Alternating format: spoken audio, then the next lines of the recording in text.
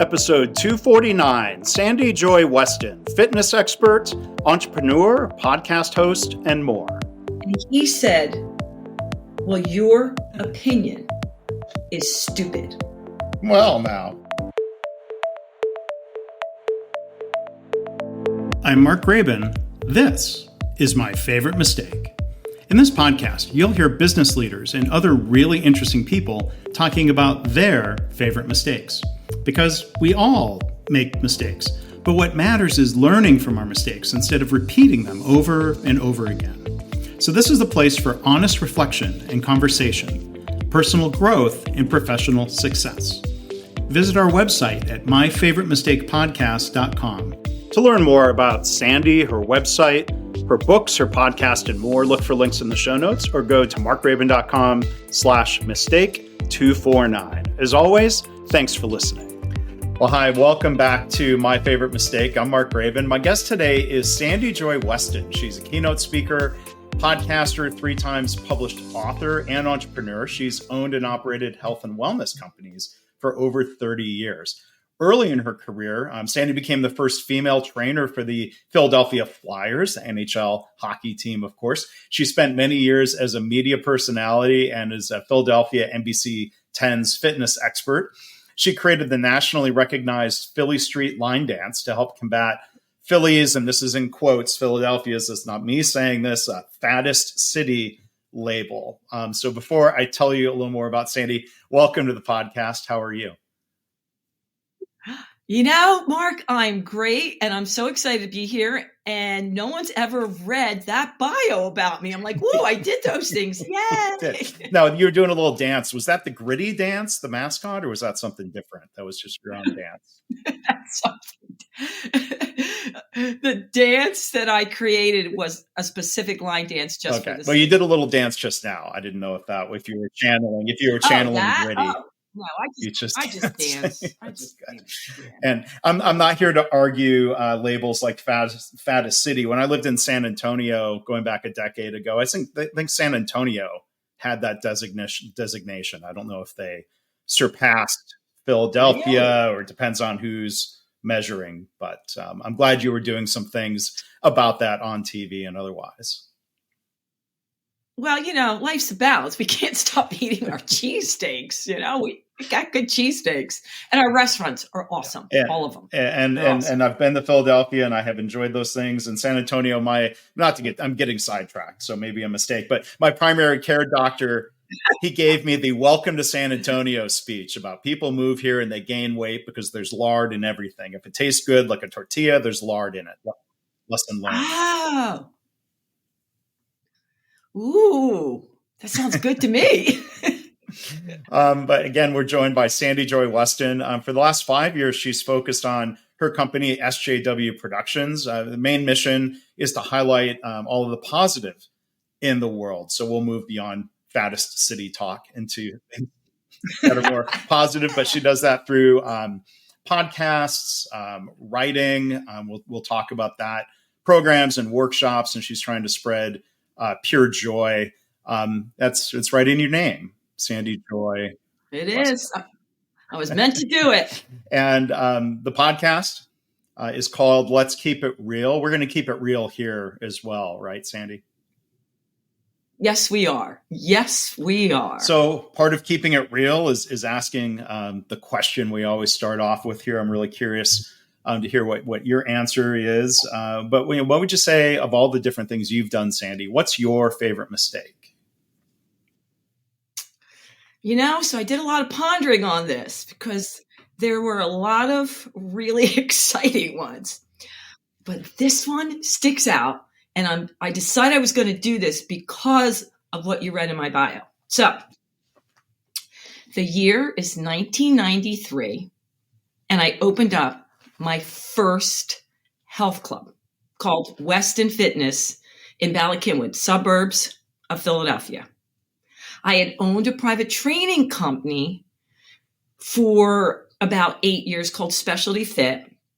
And because of all the amazing and wonderful people that I met in the Philadelphia area, I had the opportunity to raise some capital and open what I considered a club that was beyond its years, because we were one of the first clubs that had the most amazing private trainers in the club, as well as the classes were just the bomb. We got every class you could imagine. I wanted it there first.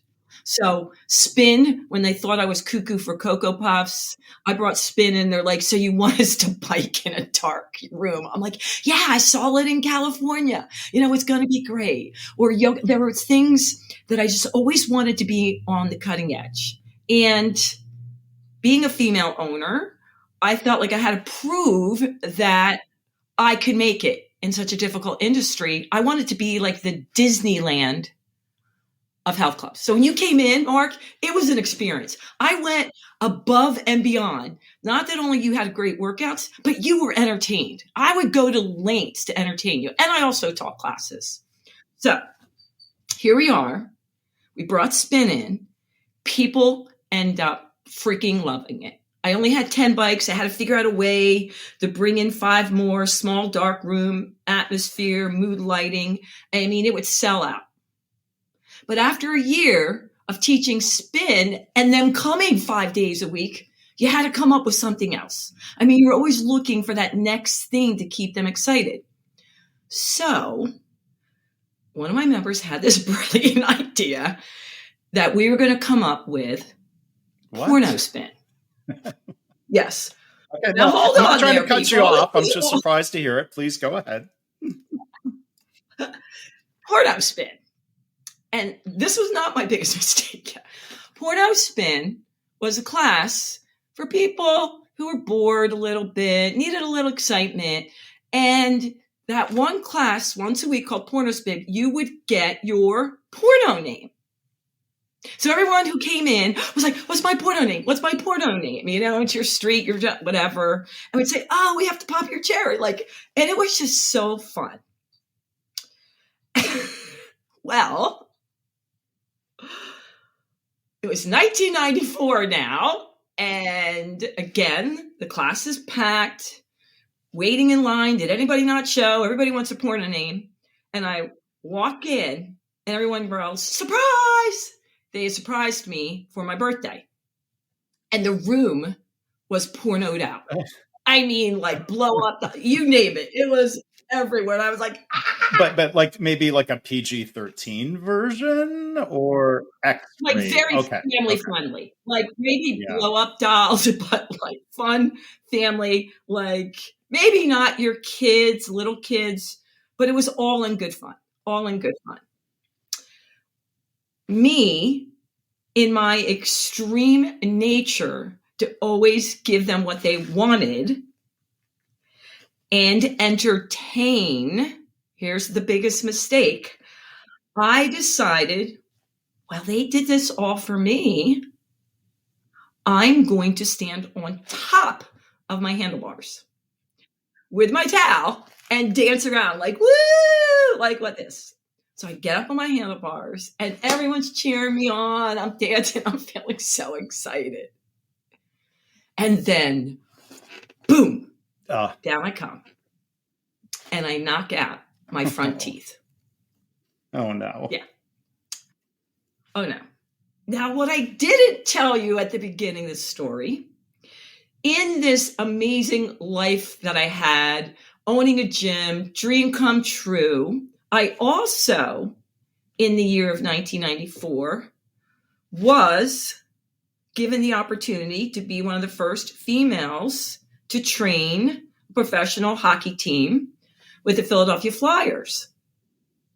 Ed Snyder was one of my clients and mentors, and Pat Croce was a huge part of my life and a mentor, had brought me in to work with 7 of the guys who constantly got injured.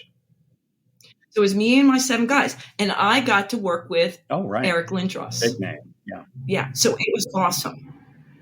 Well, the night of this spectacular event of my birthday party and not having 2 front teeth was the playoffs. And I was getting to sit in the owner's box and watch my team play. what am I going to do? I mean, these are the who's who of Philly. I have no front teeth. My friends call everywhere around. Somebody that was, the doctor, dentist of Bruce Willis, but he couldn't get me into the next day. So I go to the game. I go up to Ed Snyder's box with my 2 front teeth. I'm like, hi. Everyone goes, what's going on with you? And they're very, superstitious. You have to sit the same spot. You have to sit next to Ed because they won the last game. And I'm like, and he's like, what the? And I'm like, well, and he goes, you got balls, girlfriend. You got balls. But the moral of the story is everyone thought that I had done it to go to extremes for the hockey team, that I had planned that.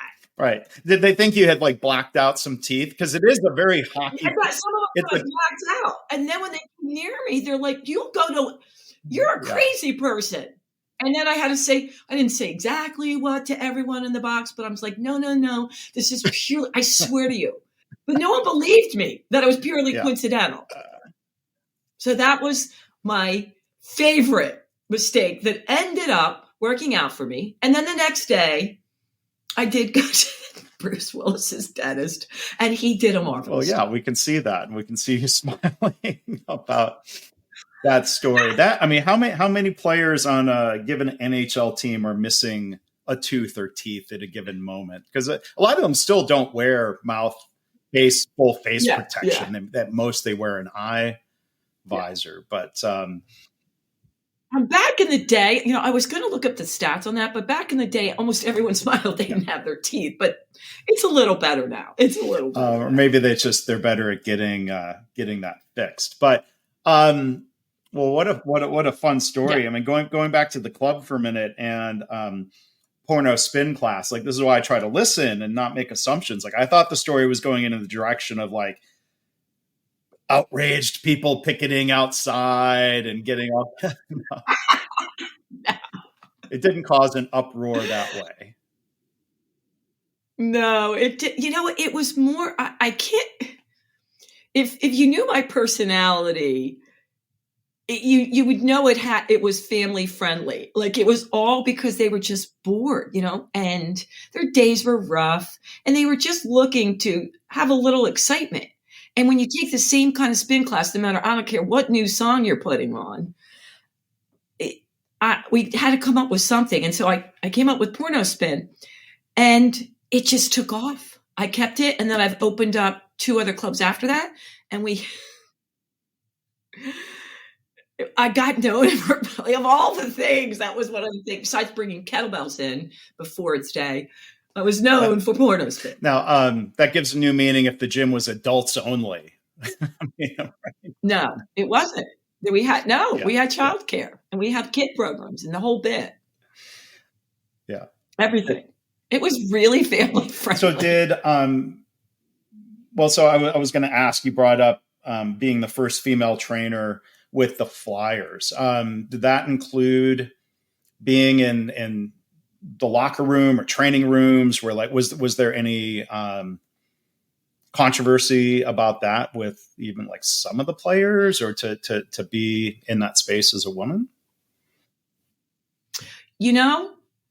They really did embrace me. But again, it was me and 7 of my guy trainers. So I had my posse, but I really feel as if they all treated me with respect. Now, we only had 7 guys because we had 7 of them that kept getting injured, and they wanted to make sure they were doing the rehab once they got released from physical therapy so they could stay on the ice.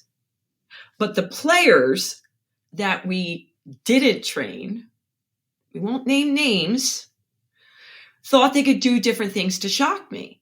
And they would come up to the training room where I was, where people were working out. And a few of them may or may not have had clothes on. And they would train nude, just to see my reaction. And then if you don't let them see you sweat, I'm like, yeah, whatever.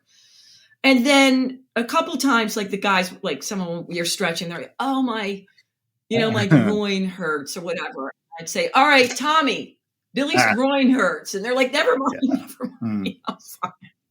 I'm good. And going into the locker room, now and then I would have to pull a player out because they were supposed to be up for training and they weren't.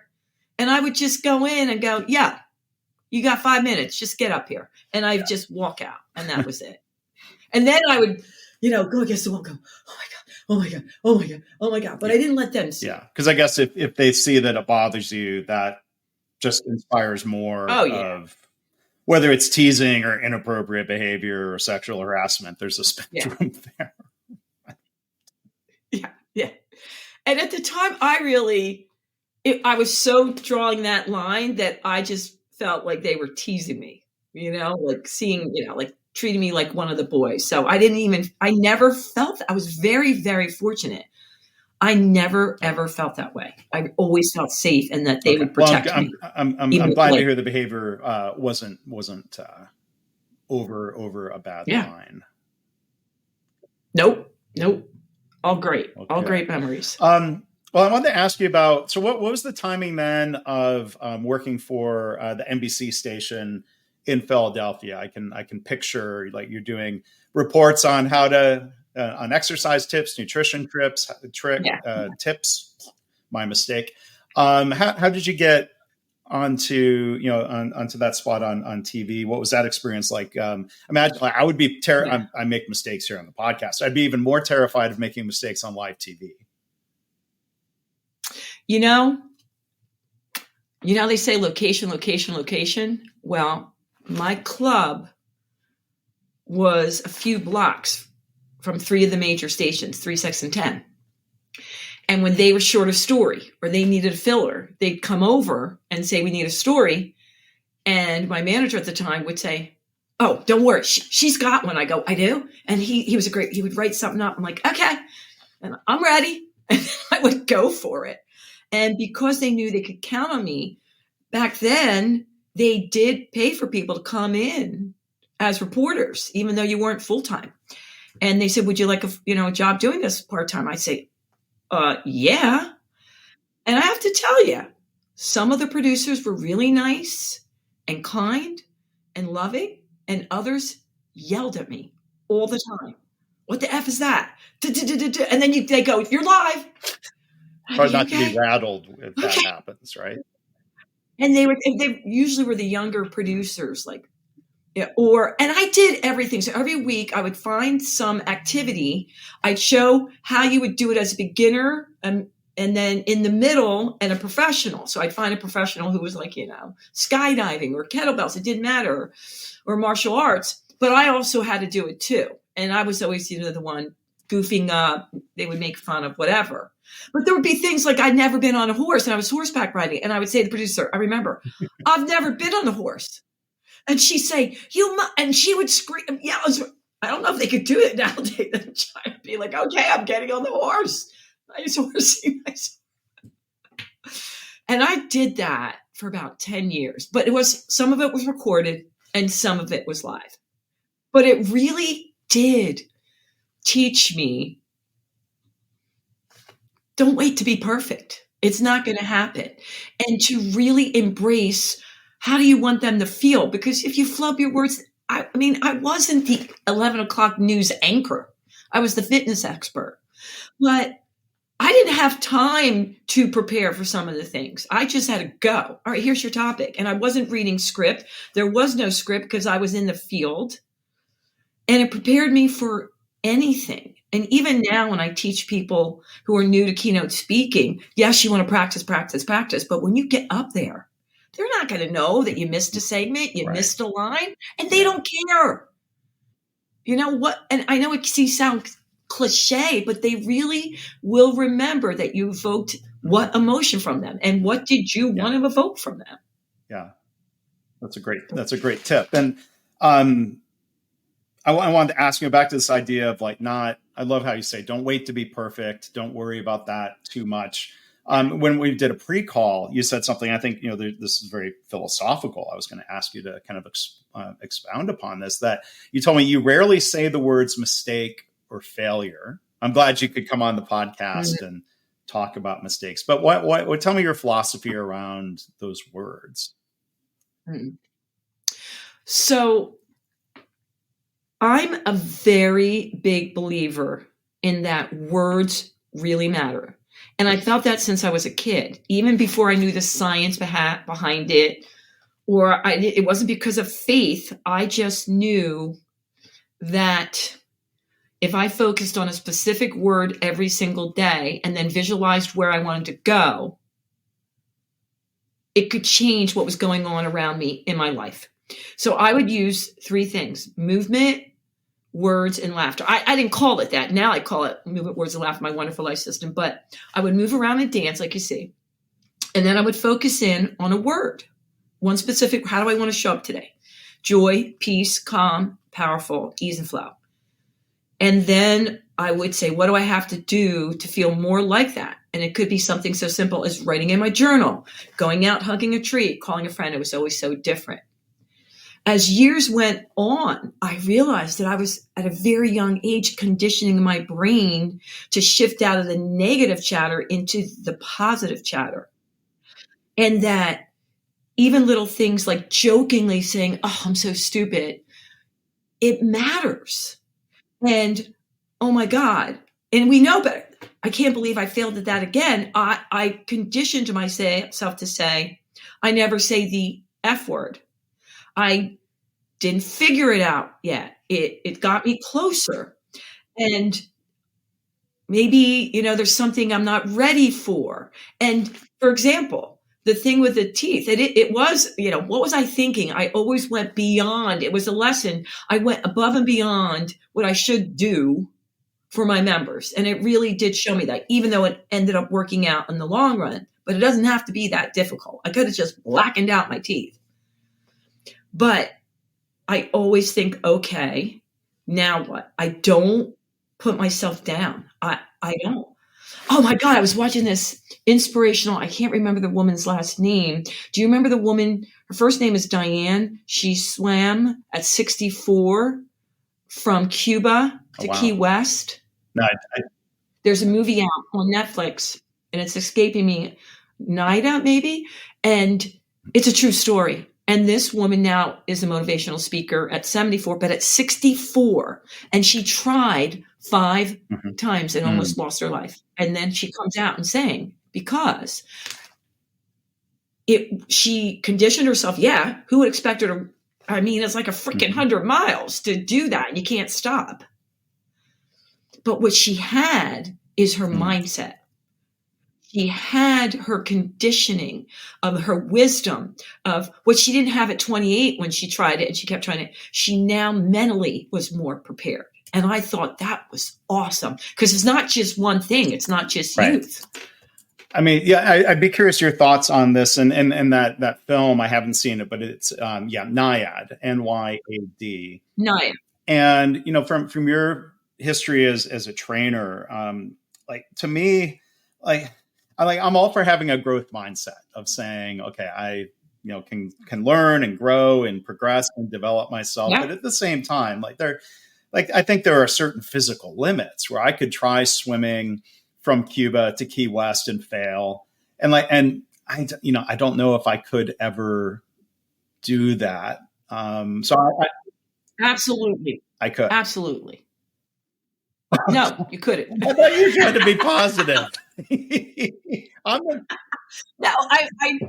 okay. You're keeping it real, Sandy. Oh, okay. You are right. Here's the answer. You are absolutely right. You can't say today, I want to be a professional quarterback. It's hard. But she'd been swimming since she was a child. So she already was a professional swimmer. So she already had that in her body, and then she last tried when she was 28. But there was a 30-year gap. So there was a lot of training. But she already knew that she genetically, and also the training she had done for years and years and years. And she said it was like riding a bike, came right back to her, So that is true. There are certain limitations. Like, I'm not going to be a professional hockey player. It's just not happening. But there is a lot in between there. There's a lot of things you can do. And I do feel, even to this day, knowing all we know, we put limitations on ourselves, especially mentally. And I hear it every single day, Mark. Well, that's just the way I'm wired. That's how I grew up. I can't change that. Baloney. Now they know you can, you know? Now they know you can rewire your brain and you can change the thoughts and things that they never thought was possible with certain different people and disabilities and mental health issues. I mean, people have come a long way. And so I don't know. I know it's good to understand your brain and put certain labels on it so you can be treated, but also I don't want you to stay in there. Yeah. And so maybe that helps us transition to your books about goals and progress. And let's say if somebody there are more, I'm going to use the word achievable goals. Like if somebody listening is thinking, I'd like to host a podcast, but I can't do that. I would say, well, of course you can. You could practice, you could learn, you could do, you could growth mindset your way into, you could do it. Might not be the best in the world. I'm not the best in the world, but I'm trying to get better. And then there's, realistic, achievable health and fitness goals. Let's say I want to bring down my A1C. I want to lose 10 pounds. I know I can do that, but I know what to do. But it's a matter sometimes then of habits and motivation. And so that's why I wanted to pick your brain. So one of Sandy's books is titled Train Your Head and Your Body Will Follow, Reach Any Goal in 3 minutes a day. Let's say if it's, okay, I'm going to make it about some of my individual personal fitness goals, health goals, I'm sure shared by others. Like what have you learned about, what would some of your advice be for habits and, what should I spend those 3 minutes a day on to more likely hit those important goals? So I want to tell you why it is 1 to 3 minutes a day. All it takes, my slogan has been, all it takes is 1 to 3 minutes a day to change your body, your life in a positive, powerful way. This is science-based. I took a year and a half to study people that I believed exuded pure joy and were able to reach the goals in a fun way, in the way they wanted to do it. And I wanted to see if there was something that they had in common. So I would bribe my members and I say, listen, do you mind if I interview you? And I want to see, is there something that is transferable? And it was almost a year and I was like, okay, never mind. You guys are screwed. Kumbaya. These people are just born this way. But then I saw something, Mark. Every single one of them got up and felt like they were happening to life. They had a routine that they did every single day to get them in a positive, powerful headspace. They were not going to let life happen to them. They were going to happen to life. Now, the routines were all different. They were everything from baking muffins to journaling to working out to petting your dog. And the time was all different. It was everything from a few minutes to a few hours. So I thought, okay, this is transferable. I can help people. So then I gathered together, because one of my clubs, I was right near a lot of the universities, what I called the powers that be. And I got about 12 people, like the 12 apostles. I had neuroscientists, positive psychologists, gurus, exercise physiologists, nutritionists. And I told them my theory. So I said, why don't we create a guidebook, a journal for people that don't already have their morning routine to get into that routine? So we created one. And it took 5 minutes a day. And I would have very successful people fill it out. I say, pick one area of your life that's not quite where you want to be. So if your workout life, if your body and your health is where it want to be, which most of the people are, then pick money or relationships. Well, after another year, it failed. One person did it. Nobody was going to take 5 minutes a day to improve their life, even though I said just do it for 30 minutes. So I go back to my professors and I was like, what the heck? And the one guy says, well, Sandy, of course they did it. No one's going to spend 5 minutes. They don't already have that belief system. You have to make it 1 to 3 minutes a day. And I go, well, why didn't you tell me a year ago? He goes, we needed you to find out. I'm like, okay, great. Yeah. So then I go back and make the journal, the guidebook, the prompter, 1 to 3 minutes a day. Yeah. And it worked. So why I'm saying it takes 1 to 3 minutes a day is because there is nothing more important than how you choose to start your morning. I don't care what time you get up, but how you choose to show up in the world. And it doesn't take long. Even if you take a few seconds, which I recommend, before your feet touch the floor, and say, how do you want to show up today? And pick one word. It might be powerful. It might be fun. It might be passionate, whatever it is. Come downstairs, write the word. Quickly write a statement or your goal that you're going after. It doesn't take but a minute. And then reflect upon it throughout the day. If it's working out, then say that. All right, well, I haven't done anything for 7 years, so I'm not going to, start working out for an hour a day. That's just not happening. I can tell you that from owning health clubs for over 30 years. So maybe what I'm going to do and see success is I'm going to move for a minute every hour. I can do that. And then you build on it. And you're building on it in a way, Mark, that's fun for you. Like if it's working out, you'll find a way that's not, oh my God, I have to work out. It might be a minute every hour. It might be that you end up finding a class that works. It might be working out at home. It might only be 5 minutes, but you're going to look forward to it. And it comes from that conditioning of every day, just a few minutes looking, which I recommend writing it down at a guide of what you want and what you're going after. There's something so powerful about starting with a minute, baby steps. There's a psychologist at UCLA who I've interviewed a couple of times in a different podcast series, Robert Moore, who's written books about. I'm glad you know about him, but he talked about advising patients, like if you need to start exercising, he would tell them your realistic scenario, right? You're sitting on the couch, you're watching TV, a commercial comes on. Now maybe with streaming, you have to use different advice, but he's like, get up and walk in place for 30 seconds. Well, you're not going to transform your health walking for 30 seconds, but you get started and then it becomes 2 commercials. It becomes the whole commercial break. Now you're going outside for a walk. And I think there's something powerful of getting the ball rolling. And I think this applies in a lot of workplace settings. If the leap is too big, it's easier to just get scared and say, well, no, I can't. But when that starting point is really small, it's less scary. Yep. And I think for the people that I work, especially, I bet 90% of them are all or none.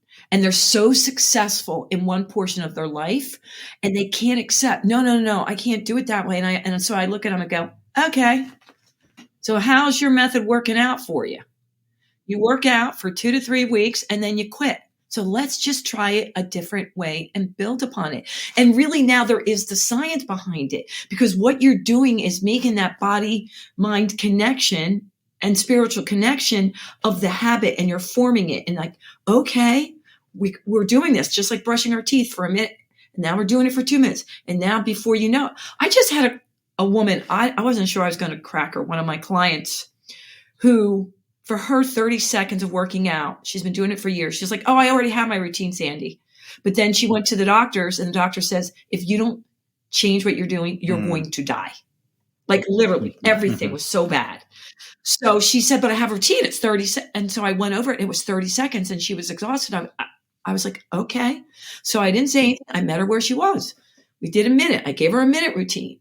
Waited a couple weeks. I know it sounds crazy. She could have been dead in the meantime, but I was hoping she wasn't. Then we went to a minute 15.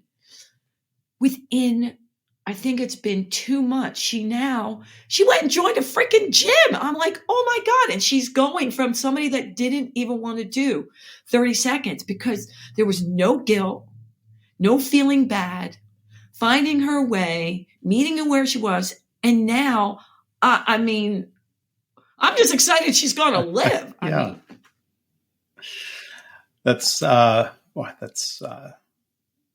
great outcome and speaks to the power of, kind of taking some different approaches of not just doing what we've always done. And so, our guest today, Sandy Joy Weston, I appreciate the joy and the energy that you were bringing to this episode and, some of that positivity.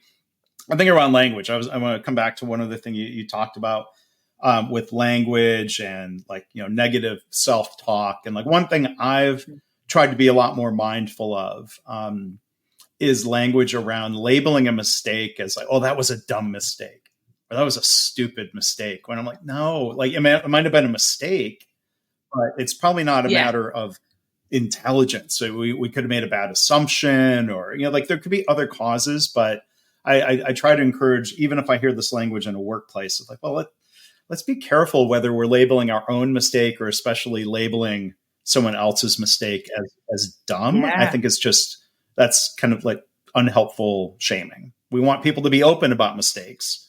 And I think labeling them as dumb doesn't help there. What are your thoughts? I so agree with you. If you could change any of that culture, that people really do feel safe in admitting that, hey, I made a mistake, and now what? We would save a lot of time and energy and make more money. I can tell you a time where I was helping one of my favorite people, a doctor, build a health spa, medical spa. And he was overspending his money and just kept changing the plans for what he wanted. And he was driving everyone crazy, like this color, that color. No, I want this. And all the people that worked for him, the architects, the engineers, were like, Sandy, he's driving us nuts. You have to say anything. I'm like, why don't you say anything? Well, they didn't want to get fired. So I'm in a meeting with all of them. And Doc says, listen, I'm thinking of changing this again. I don't like the way the floorboard is. What do you think, Sandy? And I said, no, you know what, Doc? This is you and your team. This is not my area. You go ahead. No. I value your opinion. What do you think? Should I change it? It's going to cost this much. I'm like, Doc, 3 times. You don't want to talk to your team. This is not my specialty. Because I want to hear what you have to say. I go, okay, well, I think you're very creative. I think you have a lot of ideas, but this place is never going to get built and you're overspending money. I think we just have to go with what we have. It looks great. And I was so positive. And he looked at me in front of the whole meeting and went like this with his arms closed. And he goes, well, I don't appreciate that. I said, but you asked me for my opinion. And he said, well, your opinion is stupid. Well, now. Well, I go, okay. Well, that worked out. And all the guys, and they're sitting there at the meetings with their phones. And I go, bail me out, guys. Stick up. I go, what do you guys think? Well, that, he's got to do what he has to do. And I'm like, you mother. Because they left. They get in their car. They're like, we're sorry, Weston, but we need our jobs and blah, blah, blah, blah, blah. I'm like, okay. Well, I got up. I said, listen, don't ever speak to me that way again. And I'm out. Well, this is the good news, because he is a good human being, but no one ever corrected this guy. No one ever said anything. And because he begged me to, and look at the response, because he was hoping I would agree with him. He really didn't want to hear what I had to say. He called me the next day and he says, I'm so sorry. Good. I am so sorry that I did that to you. You're the only person that really has my back and truly cares about me. That's rare. It's good that he would reflect on that and come back and be big enough to apologize. Yeah. Huge. But you see, now I know why people are afraid of admitting that they made a mistake. And or just disagreeing with the boss. People are afraid to do that because, look, what gets punished isn't going to happen again. I was just doing another deal just 2 weeks ago. And the guy thought I went over his head to get a deal. And it wasn't me. And I go, what are you talking about? And without even thinking, and this is a big CEO, in 30 seconds, he emailed all the bosses of the bosses of the bosses in the organization.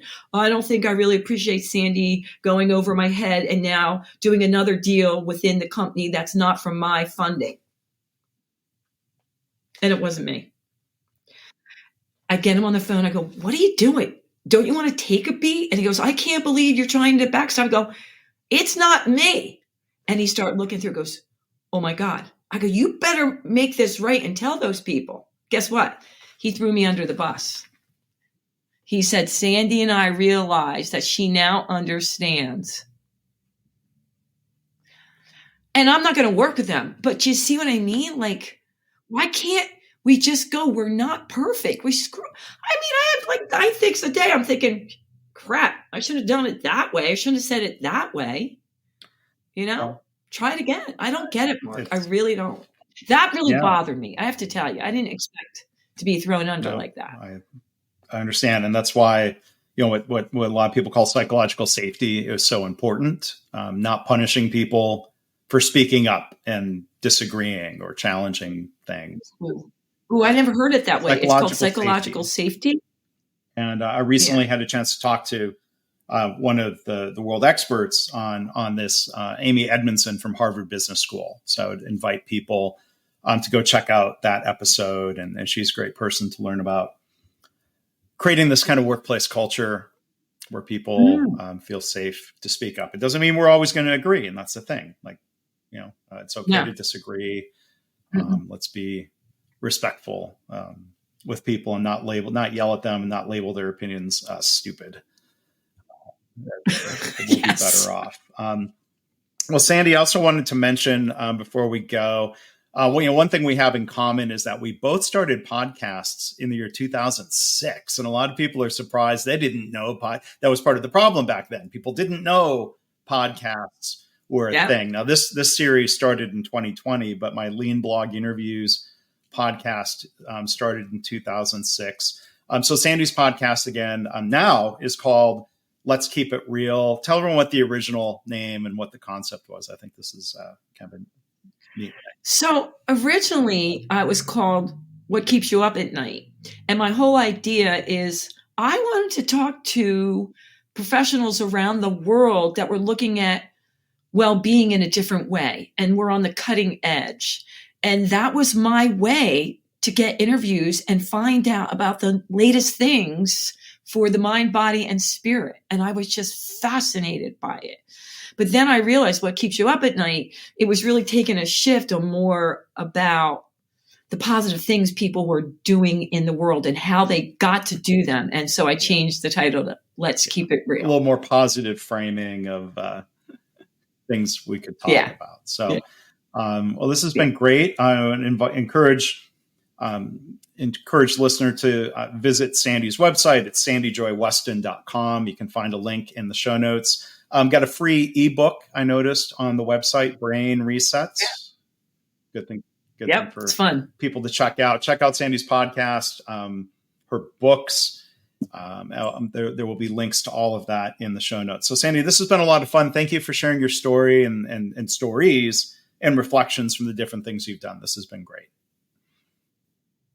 Mark, thank you for having me on because I have never told some of those stories and had the opportunity. I mean, I do a lot of different things, but the way you framed your podcast about your favorite mistake, I started writing down so many different things that I haven't thought about in a while. So I really appreciate that. You changed my mindset on your favorite mistake. I'm happy to, and thank you for helping all of us as we work on that ourselves. So thanks again. Okay, toodles. Bye. Well, toodles to Sandy, Sandy Joy Weston, great guest here today. To learn more about her, for a link to her podcast and a whole lot more, look for links in the show notes or go to markraven.com/mistake249. As always, I want to thank you for listening. I hope this podcast inspires you to reflect on your own mistakes, how you can learn from them or turn them into a positive. I've had listeners tell me they started being more open and honest about mistakes in their work. And they're trying to create a workplace culture where it's safe to speak up about problems, because that leads to more improvement and better business results. If you have feedback or a story to share, you can email me, myfavoritemistakepodcast@gmail.com. And again, our website is myfavoritemistakepodcast.com.